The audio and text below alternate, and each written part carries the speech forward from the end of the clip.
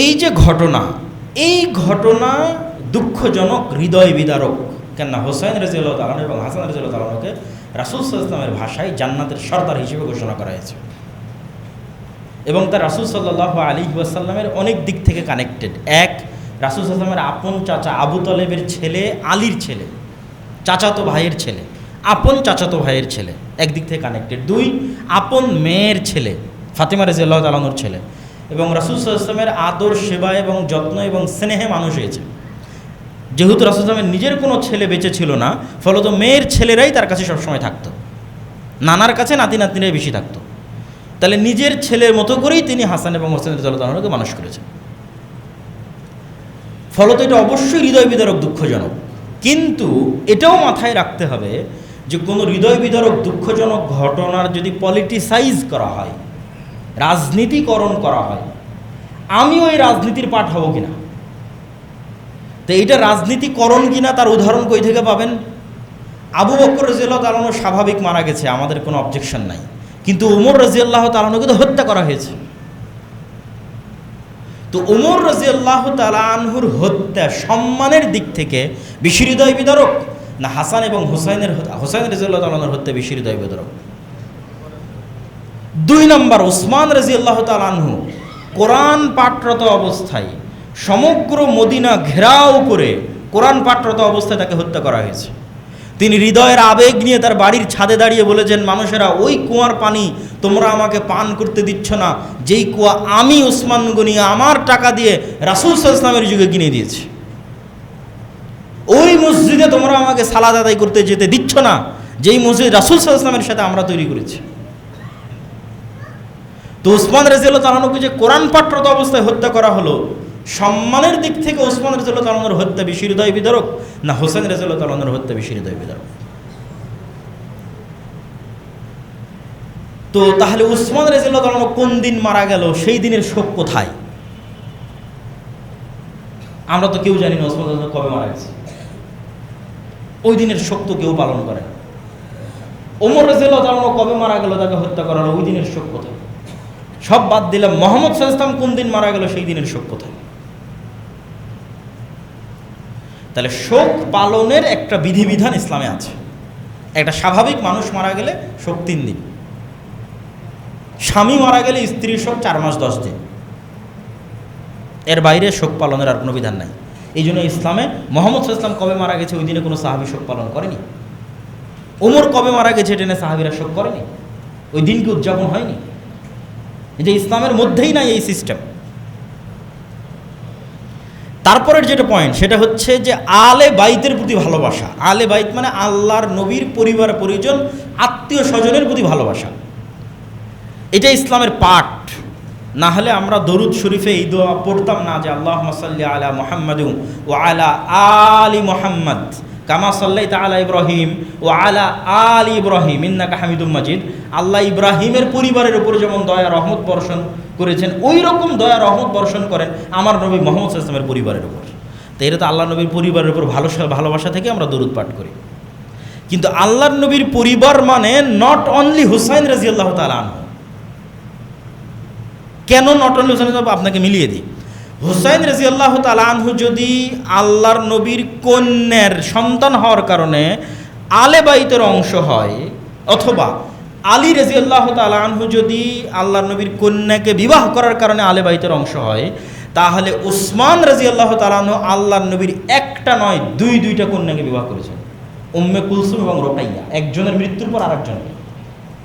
তাহলে ফাতেমার হাজব্যান্ড, ফাতেমা রাদিয়াল্লাহু তাআলা আনহার স্বামী, ফাতেমার স্বামী হওয়ার কারণে যদি ভালোবাসার পাত্র হয়, একই কারণে আল্লাহর নবীর 2 কন্যার স্বামী হওয়ার পরেও উসমান কেন ঘৃণার পাত্র হবে? নাউজুবিল্লাহ। তাহলে এটা আলে বাইতের প্রতি ভালোবাসা নয়, এটা পলিটিক্স। আলে বাইতের প্রতি ভালোবাসা হলে এক মেয়েকে বিবাহ করেছে আলী রাদিয়াল্লাহু তাআলা, 2 মেয়েকে বিবাহ করেছে উসমান রাদিয়াল্লাহু তাআলা। ধরলাম যে আলী রাদিয়াল্লাহু তাআলা আনহু রাসূল সাল্লাল্লাহু আলাইহি ওয়াসাল্লামের আপন চাচার ছেলে, রাসূল সাল্লাল্লাহু আপন চাচা আবু তালেব, তার ছেলে আলী। তাহলে রাসূল সাল্লাল্লাহু আলাইহি ওয়াসাল্লামের চাচা তো ভাই হওয়ার কারণে যদি আলী রাদিয়াল্লাহু তাআলা ভালোবাসার পাত্র হয়, তো রাসূল সাল্লাল্লাহু আলাইহি ওয়াসাল্লামের আর চাচা ছিল না? হামজা ইবনে আব্দুল মুত্তালিব, আব্বাস ইবনে আব্দুল মুত্তালিব, আব্বাস ইবনে আব্দুল মুত্তালিবের ছেলে আব্দুল্লাহ বিন আব্বাস হাজার হাজার হাদিস বর্ণনা করেছে।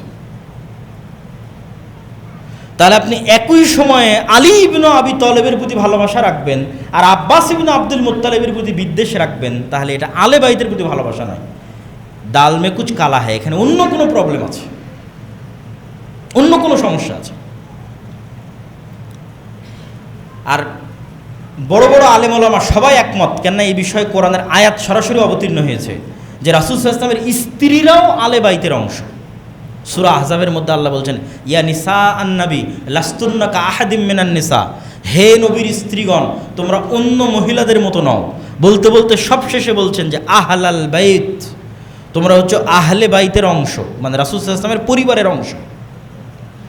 তা রাসূল সাল্লাল্লাহু আলাইহি ওয়াসাল্লামের স্ত্রীরা যদি আলে বাইতের অংশ হয়, তাহলে রাসূল সাল্লাল্লাহু আলাইহি ওয়াসাল্লামের কন্যা আপনার কাছে ভালোবাসার পাত্র ফাতেমা রাদিয়াল্লাহু তাআলা আনহা, তার ছেলে মেয়ে হাসান হোসেন ভালোবাসার পাত্র, কিন্তু আল্লাহর নবী যাকে ভালোবাসেন আয়েশা রাদিয়াল্লাহু তাআলা আনহা তিনি আপনার কাছে ঘৃণার পাত্র। তাহলে তো আপনি আলে বাইতের প্রতি ভালোবাসা রাখেন না।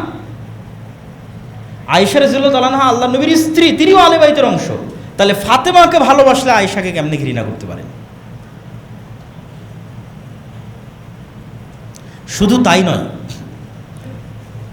আজকের যারা নিজেদেরকে আলে বাইতের ভালোবাসার দাবিদার, বিশেষ করে ইসনা আশারিয়া যারা শিয়া, তারা যেই পরিমাণ বিদ্বেষ ওমর রাদিয়াল্লাহু তাআলা আনহুর প্রতি রাখে, আবু বকর রাদিয়াল্লাহু তাআলা আনহুর প্রতি রাখে, এবং আবু বকর রাদিয়াল্লাহু তাআলার মেয়ে আয়েশা রাদিয়াল্লাহু, আবু বকর রাদিয়াল্লাহু তাআলা আনহুর কন্যা আয়েশা রাদিয়াল্লাহু তাআলা আনহার প্রতি রাখে, এই বিদ্বেষ মাপার কোনো যন্ত্র দুনিয়াতে নাই, যেই চরম লেভেলের বিদ্বেষ তারা রাখে। অথচ রাসূল সাল্লাল্লাহু আলাইহি ওয়াসাল্লাম, সাহাবীরা বলছেন, আলী রাদিয়াল্লাহু তাআলা আনহু বলছেন, উসমান রাদিয়াল্লাহু তাআলা আনহু বলছেন যে আল্লাহর নবী তার জীবনের যে ঘটনাই বলা শুরু করুক, ধরেন আপনি আমাকে ফোন দিয়েছেন যে আব্দুল্লাহ ভাই আপনি কোথায় আছেন, কে কে আছে আপনার সাথে, তো বলে আমি আছি আর আব্বু আছে, অথবা আমার ভাই আব্দুর রহমান আছে বা আব্দুর রহিম আছে। আবার আর একদিন আমি একটা গল্প শোনাচ্ছি আপনাদেরকে, আমি কক্সবাজার গেছিলাম, আমি ছিলাম আর অমুক ছিল, আমি রংপুর গেছিলাম, আমি ছিলাম আর অমুক ছিল।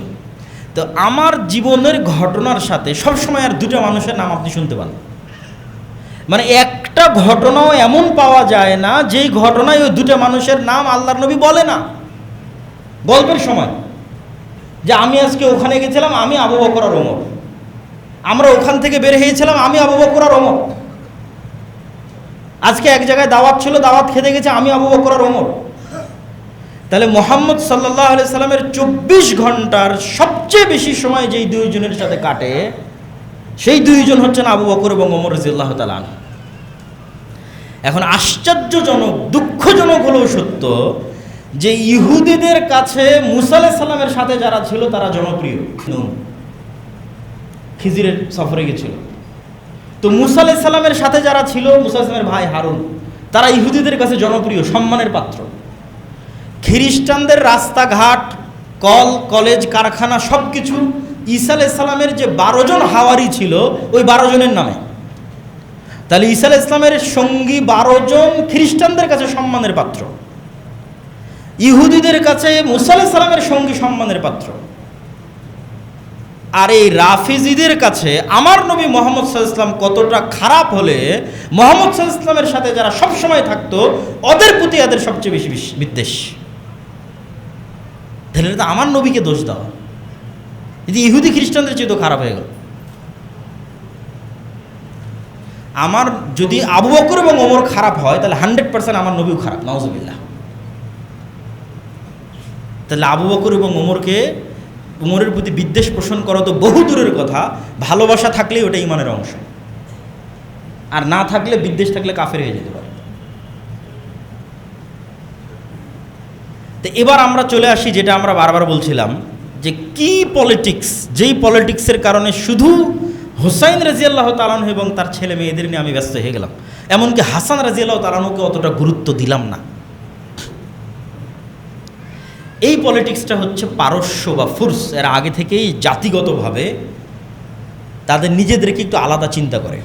এই জন্য ইসলাম যত জায়গায় প্রবেশ করেছে সব জায়গায় ইসলামের কারণে ভাষা পর্যন্ত মানুষের চেঞ্জ হয়ে গেছে। কোথায় স্পেনের মানুষের কোনোদিন ভাষা আরবি ছিল না, কিন্তু ইসলাম যখন ওখানে ঢুকেছে মানুষরা নিজের ভাষা ভুলে গেছে, আরবি সবাই শিখে গেছে। প্রথম যেখানে ইসলামের ভাষা গ্রহণ করেনি এটা হচ্ছে পারস্যরা, আজকের যেটা ইরান। ফার্সি ভাষার যে ইতিহাস এবং ঐতিহ্য, তো এই পারস্য সাম্রাজ্যের পুরো পতন হয় ওমর রাদিয়াল্লাহু তাআলা আনহুর হাতে। আর এই পারস্য সম্রাটের কোনো একজন কন্যা যুদ্ধ বিজয়ের পর ওমর রাদিয়াল্লাহু তাআলা আনহু নিজে হোসাইন রাদিয়াল্লাহু তাআলা আনহুর সাথে বিবাহ দেন। এই লিঙ্কটা ওরা ঐতিহ্য হিসেবে ধারণ করেছে যে আমাদের পারস্য সাম্রাজ্যের যে ইতিহাস, এই ইতিহাসের একটা পার্ট হোসেন রাদিয়াল্লাহু তাআলার সাথে কানেক্ট হয়ে গেছে। ফলত হোসেন রাদিয়াল্লাহু তাআলাকে সম্মান করা, গ্লোরিফাই করা, দ্যাট মিনস আমরা আমাদের অতীত পারস্য সাম্রাজ্যকে গ্লোরিফাই করতেছি। আর এই হৃদয় বিদারক গল্প বানিয়ে এইটার ভিকটিম করব হচ্ছে যারা পলিটিক্সে আমাদের বিরোধী, তাদেরকে ভিকটিম করব। আয়েশা রাদিয়াল্লাহু তাআলা আনহা, ওমর রাদিয়াল্লাহু তাআলা আনহু, ওসমান রাদিয়াল্লাহু তাআলা আনহু আলে বাইতের কারণে নয়, কেন আমি আগেই প্রমাণ দিয়েছি এনারা সবাই আলে বাইতের অংশ। এবং যাকে নিয়ে সবচেয়ে বেশি মতবিরোধ তার বিষয়ে একটা আশ্চর্যজনক তথ্য দিই। মুআবিয়া রাদিয়াল্লাহু তাআলা আনহু তো সাহাবী। মুআবিয়া রাদিয়াল্লাহু তাআলা আনহুর পিতা আবু সুফিয়ান সাহাবী।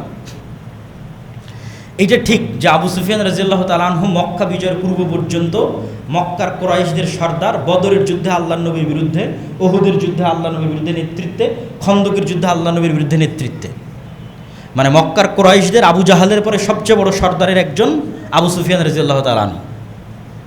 কিন্তু মক্কা বিজয়ের সময় তিনি ইসলাম গ্রহণ করেন। তো এইটার কারণে কি তার প্রতি কোনো অসম্মান, তার প্রতি কোনো দোষ ত্রুটি দেওয়ার সুযোগ আছে কি না, এই প্রশ্নের উত্তর হচ্ছে যত সাহাবী ইসলাম গ্রহণ করেছে এরা সবাই আগে কোনো না কোনোভাবে মুহাম্মদ সাল্লাল্লাহু আলাইহি ওয়াসাল্লামের শত্রু ছিল।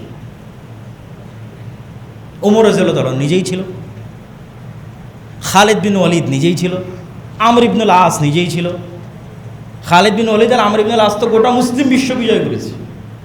তো ওই খালিদ বিন ওয়ালিদ তো মুহাম্মদ সাল্লাল্লাহু আলাইহি ওয়াসাল্লামের শত্রু ছিল। তা যেহেতু মুহাম্মদ সাল্লাল্লাহু আলাইহি ওয়াসাল্লাম সত্যের দাওয়াত নিয়ে এসেছে, প্রথমে তো মানুষ শত্রুতা করবেই, না হলে আবু জাহালের ছেলে ইকরিমা তাকে কি করবেন, আপনি কি বলবেন? যারা মিথ্যা নবীর দাবিদার হয়েছিল ওমর আবু বকর রাদিয়াল্লাহু তাআলা আনহুর যুগে, তাদের বিরুদ্ধে সবচেয়ে বড় সেনাপতি ছিল আবু জাহালের ছেলে ইকরিমা মুসলমানদের পক্ষে।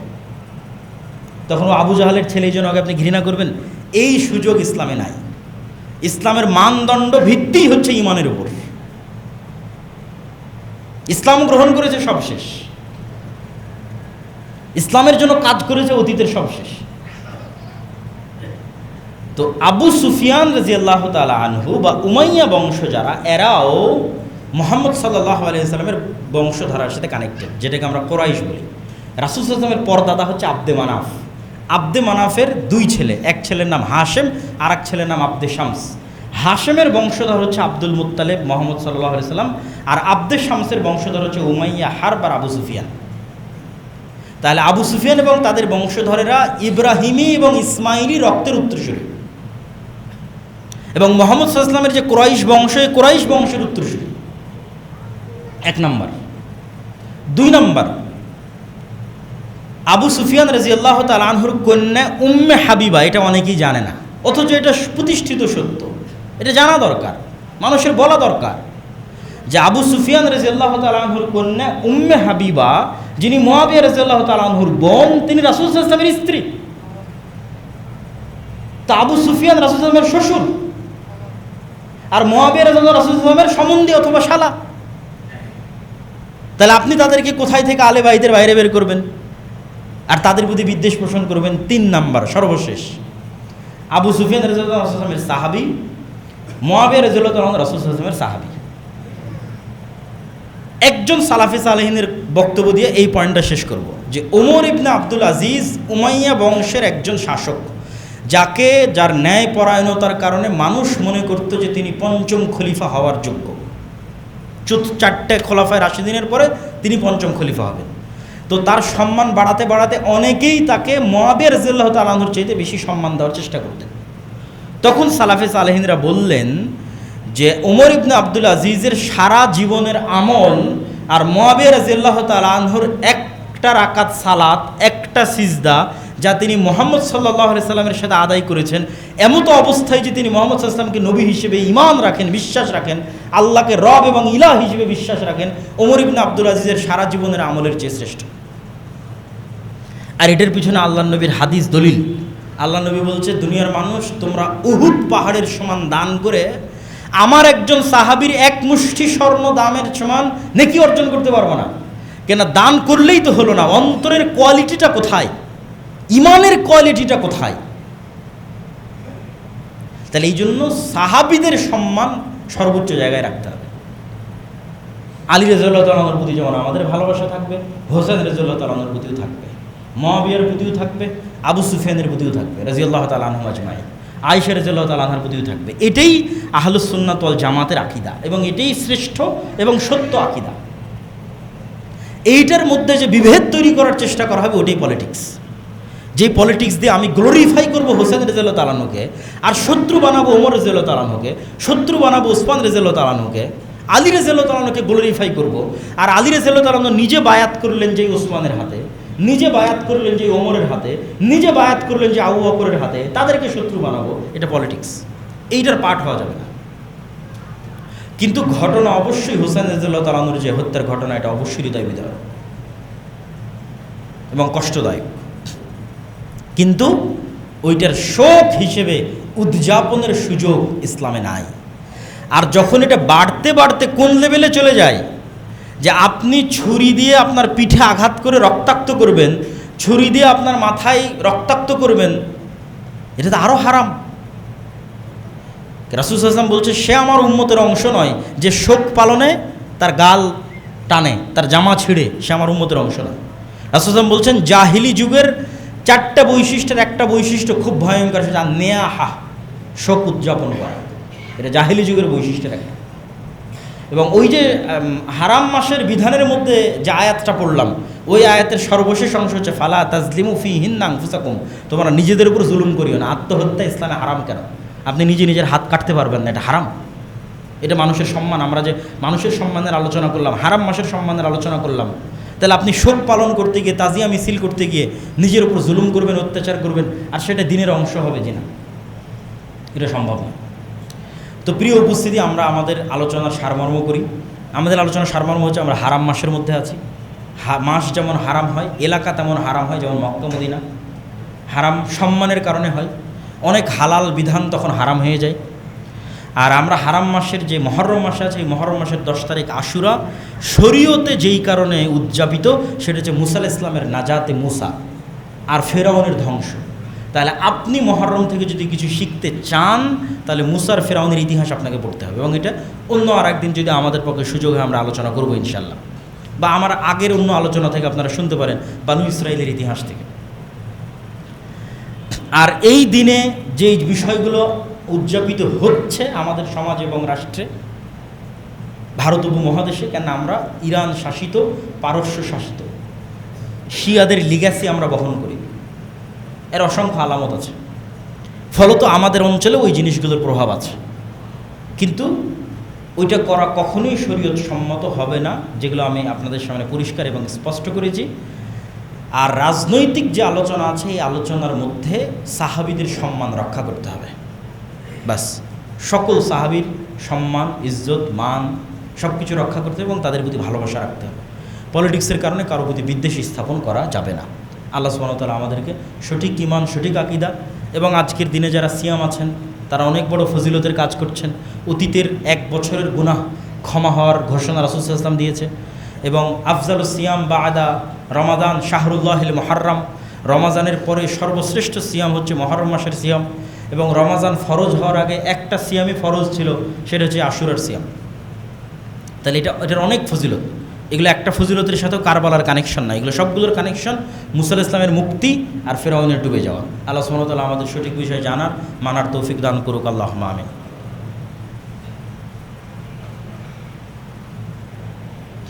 আলহামদুলিল্লাহি ওয়াহদা ওয়াসসালাতু ওয়াসসালামু আলা মান লা নাবিয়্যা বা'দাহ। يا أيها الذين آمنوا صلوا عليه وسلموا تسليما اللهم صل على محمد وعلى آل محمد كما صليت على إبراهيم وعلى آل إبراهيم إنك حميد مجيد اللهم بارك على محمد